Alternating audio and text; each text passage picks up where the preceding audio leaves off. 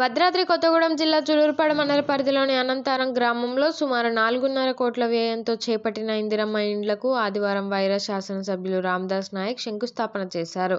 ఎమ్మెల్యేకు గ్రామస్తులు డప్పు వాయిద్యాలతో ఘన స్వాగతం పలుకుతూ ఆనందోత్సాహాల మధ్య పూల వర్షం కురిపిస్తూ శంకుస్థాపనకు తీసుకువెళ్లారు.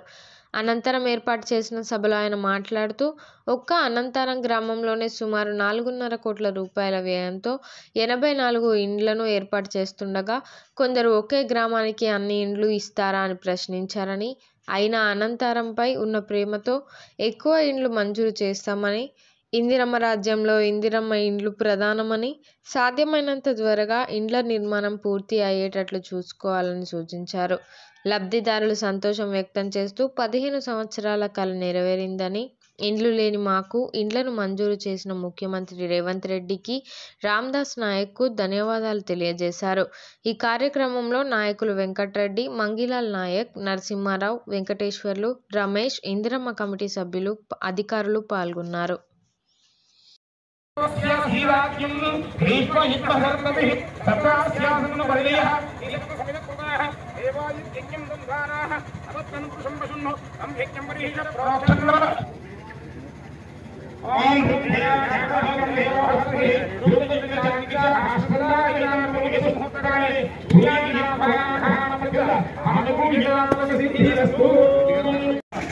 నిధులు అదేవిధంగా కొన్ని కోట్ల బడ్జెట్లతో కార్యక్రమాలు ఈ నియోజకవర్గంలో చేస్తూ ప్రతినిత్యం మనందరి సంక్షేమాన్ని కోరుకుంటూ రాజకీయాల్లో దిగి ఎన్నో కష్టాలు నష్టాలు ఎదుర్కొని ఈరోజు మన ముందు జిల్లా చులూరుపాడు మండలం అనంతారం గ్రామం మాది. నా పేరు పూనం కృష్ణకుమారి. నా పెళ్ళై 15 సంవత్సరాలు అవుతుంది. మాకు సొంత ఇల్లు లేదు, రేకులు వేసుకొని ఉంటున్నాం మేము. కాంగ్రెస్ ప్రభుత్వం వచ్చాక మాకు ఇందిరమ్మ ఇల్లు మంజూరు చేశారు. ఇందిరమ్మ ఇల్లు మంజూరు చేసినందుకు ముఖ్యమంత్రి రేవంత్ రెడ్డి గారికి, ఎమ్మెల్యే రామదాస్ నాయక్ గారికి కృతజ్ఞతలు తెలుపుకుంటున్నాం.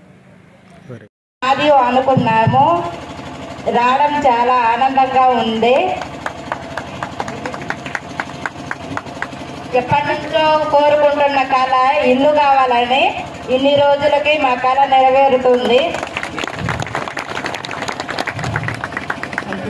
గారికి ధన్యవాదాలు కోరుకుంటున్నాం. గిరిజన హరిజన గుడాల్లో వాడాల్లో తండల్లో గత ప్రభుత్వం ఎక్కడ కూడా ఇళ్లు ఇవ్వలేదని,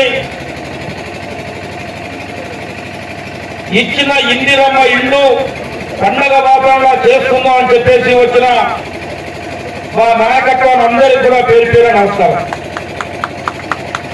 ప్రధానంగా అనంతరం సోదరి మనులకి, సోదరులందరికీ కూడా పేరు పేరుగా మీ అందరికీ నమస్కారం తెలియజేస్తా ఉన్నా.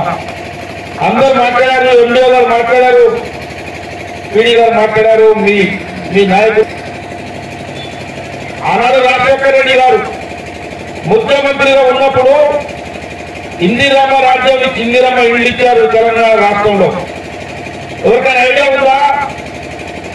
ఈ రోజు గ్రామాల్లో కనపడేయాలంటే ఇందిరమ్మ ఇళ్ళే అంటే మీ అందరికీ చదవలేదు మనం చేస్తా ఉన్నా. తెలంగాణ రాష్ట్రం వస్తే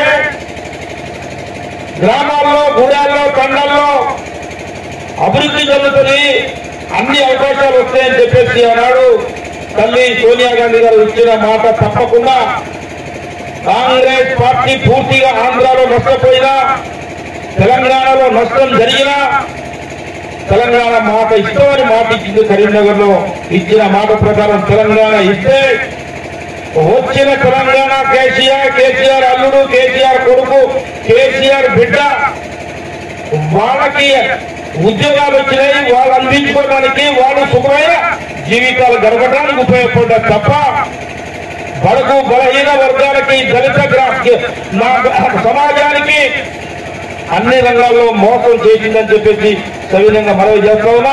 ఇంత రాత్రి కూడా పత్రికా మిత్రులు వచ్చేందుకు వాళ్ళకు ప్రత్యేకమైన నమస్కారం.